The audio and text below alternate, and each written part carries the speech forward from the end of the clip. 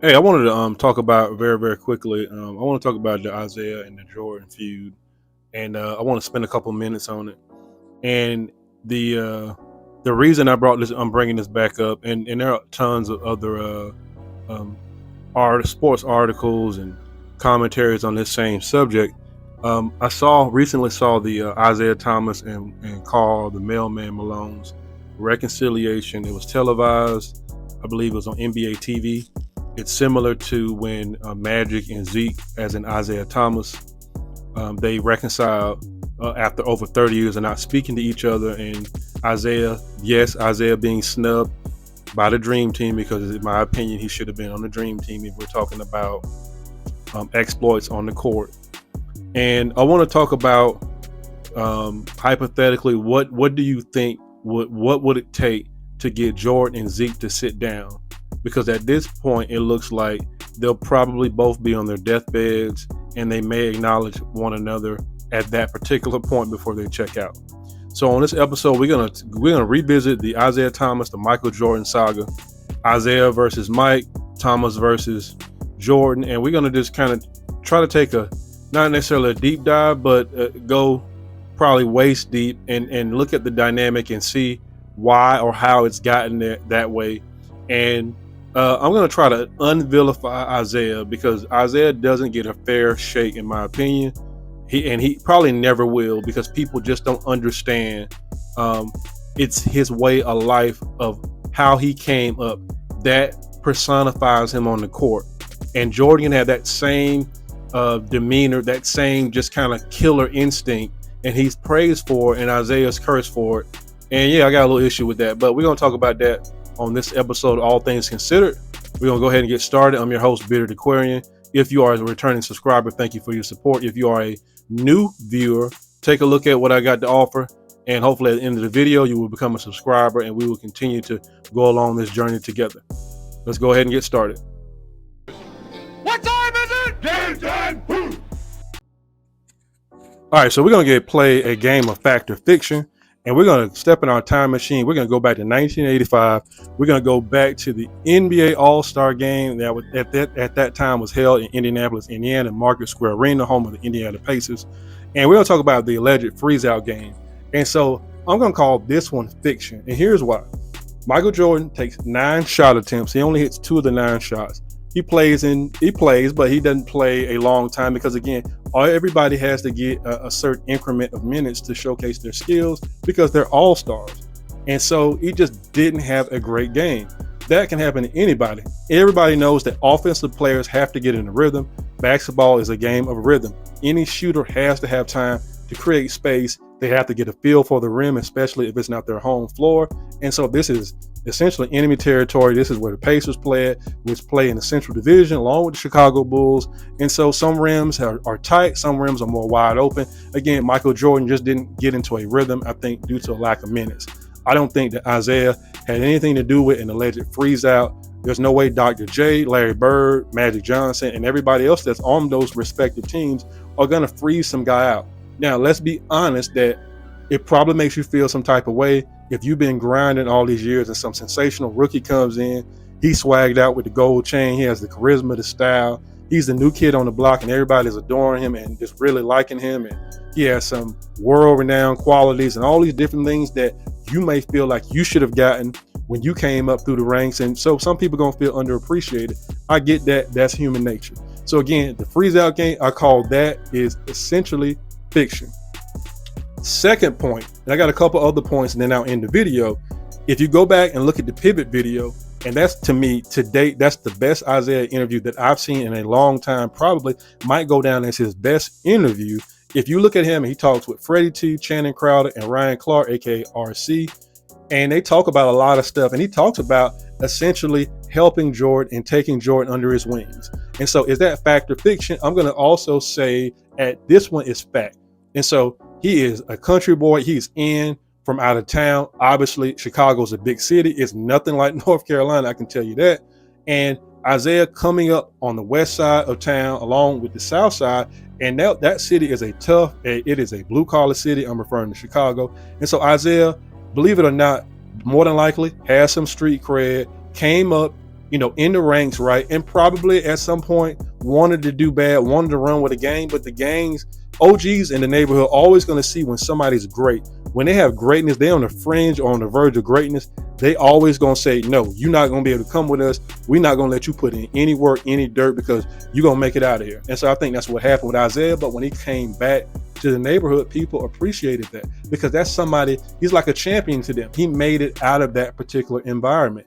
And if you don't know about the Isiah Thomas story, about his mother and all the children, and him not having his dad around, go take a look at it. There's actually a cool movie that I remember watching. It was Disney movie, but it talks about the Isiah Thomas family or Isiah Thomas story. Great inspirational flick that's like 30 years old. I recommend you go find it. I believe it's out on YouTube. So again, Zeke taking him under his wing, I think that's not faction. I think it is a fact, not fiction. And we're going to move on to the next one. Did they have excellent chemistry on court? Fact or fiction? I think they had excellent chemistry on court. Go look at the '88 All-Star game in which Michael Jordan dominated and swept that entire weekend. He wins a slam dunk competition in a very close battle with Dominique Wilkins. I think Dominique actually had the better dunks. The free throw line dunk, awesome dunk, but again, he's in Chicago. He's the golden boy. He is the ambassador of the NBA. He literally saves the league, if you want to be honest, right? Along with Magic and Bird. So he gets that. And then, look at them playing and their chemistry. Look at the '89 All-Star game. Look at the indisputable proof that you have that those guys were born to play basketball and they were born to play basketball together. Imagine them being on the same team. That's scary. They probably win 8 or 9 championships if they're on the same team together. So did they have chemistry on court? Definitely fact. So we're going to move on very, very quickly. We're going to fast forward from 1985 to 1988. And so this is one of I call it the year one of the saga of the rivalry, where it really, I think it crescendo, it intensified because you have Detroit beating Chicago 88, 89, and 90.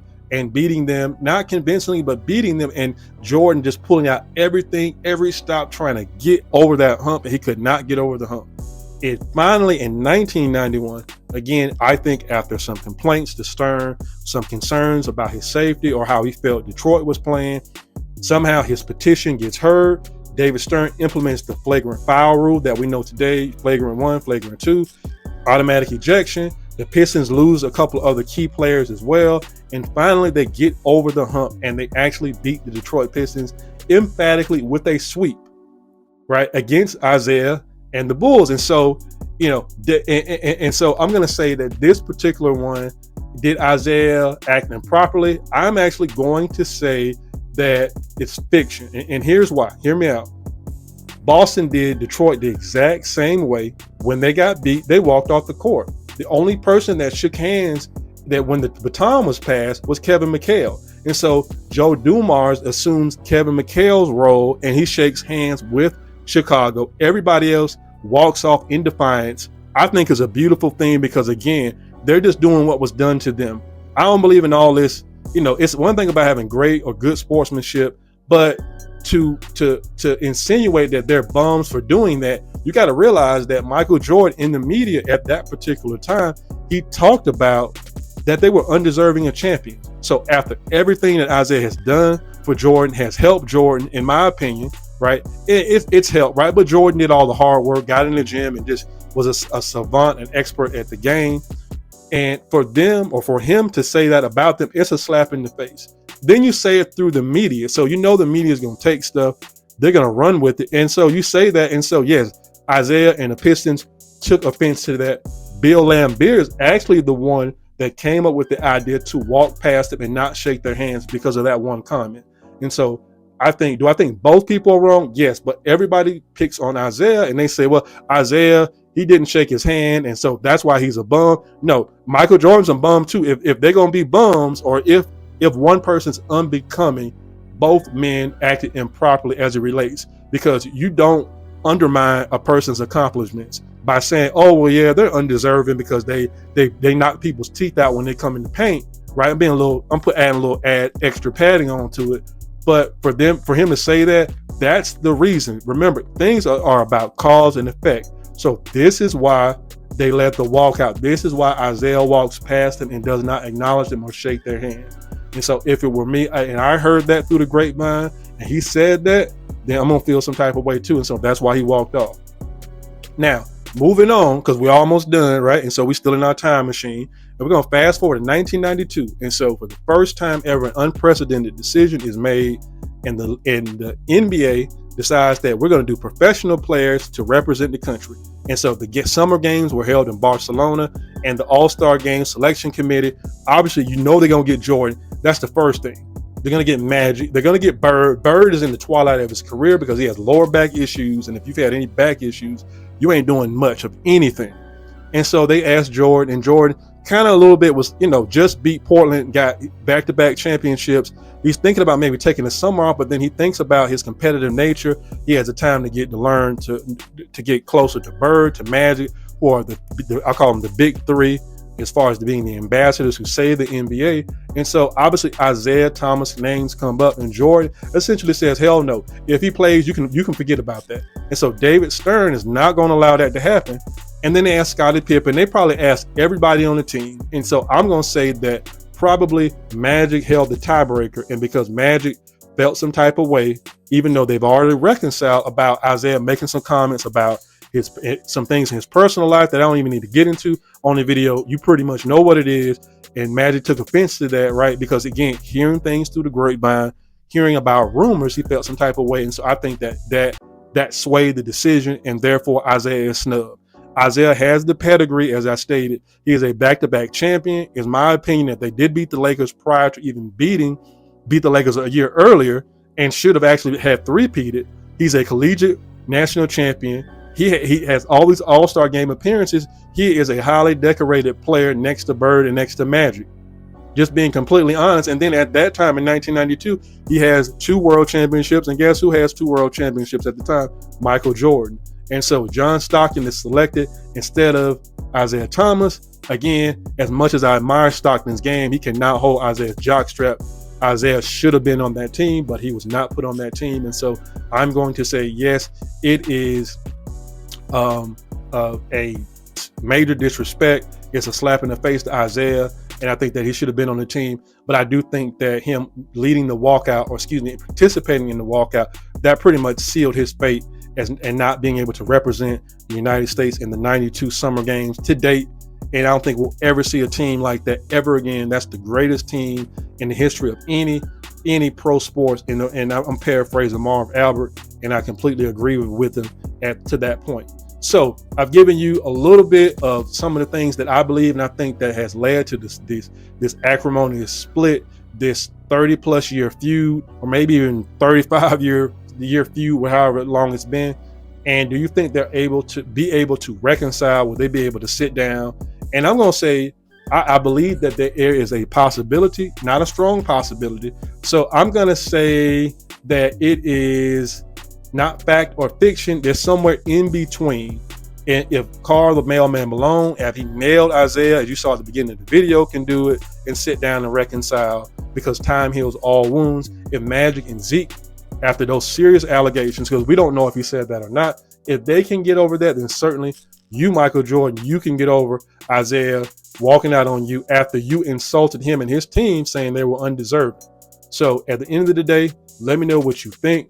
I think that maybe they can sit down. If they do sit down, I think it should be to very little fanfare or no fanfare, something done, no hype, no coverage of it, right? Maybe in the aftermath, but I think that this will be great for sports, and this will diffuse any type of animosity, because these men have literally changed their lives. They are wealthy men. They've been doing a lot. They've done philanthropy. They've done a lot of stuff. And so it's sad to see two people who can't seem to get together and air their differences out. It's kind of like a Hatfields-McCoy type of scenario. So drop me a comment. Let me know what you think.